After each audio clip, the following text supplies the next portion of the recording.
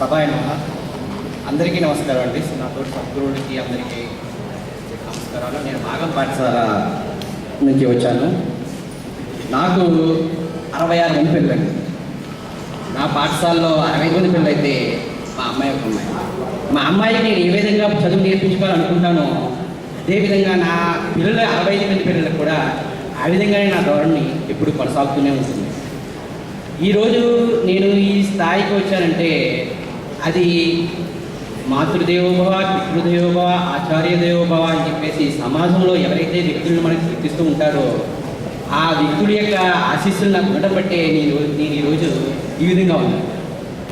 ఈ ఉపాధ్యాయ వృత్తిలో ఉన్నప్పుడు నేను ఉపాధ్యాయుడిగా ఎప్పుడూ ఉండలేదండి. నా పిల్లలకి నేను స్నేహితుడిగానే ఉన్నాను. స్నేహితుడిని ఇప్పుడు స్నేహితుడు. వారికి ఏమేమి అవసరాలు కావాలి, ఏ మార్గాల్లో వాళ్ళని నేను చక్కగా ఒక శిల్పినై వాళ్ళని మలచాలని నేను ఎప్పుడూ కోరుకుంటూ ఉంటున్నాను. అయితే నా పాఠశాల పరిధిలోని పిల్లలలో నేను కొన్ని నైతిక విలువలు ఏర్పరచడంలోనూ కొన్ని ప్రత్యేక అంశాలను ప్రత్యేకంగా శ్రద్ధ తీసుకోవడం జరిగింది.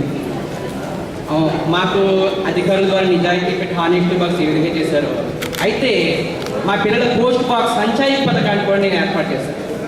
పిల్లలకి వాళ్ళ నోట్ పుస్తకాలు కొనుక్కోవాలంటే డబ్బులు ఉండవు. చాలా పేదరికమైన ప్రదేశం అండి. వాళ్ళు దాచుకున్న డబ్బుల్ని పక్క వాళ్ళ పిల్లలకు నోట్ పుస్తకం అయిపోతే వాళ్ళు కూడా వీళ్ళ డబ్బులు తీసి వాళ్ళకి ఇచ్చే సంప్రదాయం చక్కగా నేర్పించాలని పిల్లలు.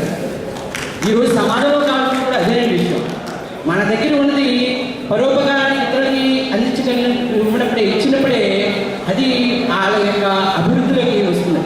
మనం చెప్పుకున్న మాతృదేవోభవ, పితృదేవోభవ, ఆచార్య దేవోభవ సమాజంలో మీరు ముగ్గురు దైవాలతో సంబంధం. కానీ ఇప్పుడు మరొక విషయం చెప్పుకోవాలి. ట్రస్టో దేవోభవ అని కూడా చెప్పుకోవాల్సిన అవసరం ఉందండి. ట్రస్టో దేవోభవ ధార్మిక సంస్థలు వీళ్ళందరూ సమాజానికి కావాల్సిన వారు. ఆ విధంగా నా యొక్క పాఠశాల పిల్లల అభివృద్ధి చెందుతూ ఉన్నారు. ఈ అవకాశం ఇచ్చినటువంటి వారికి నాకు ప్రత్యేకంగా ధన్యవాదాలు తెలుసుకుంటాను. థ్యాంక్స్.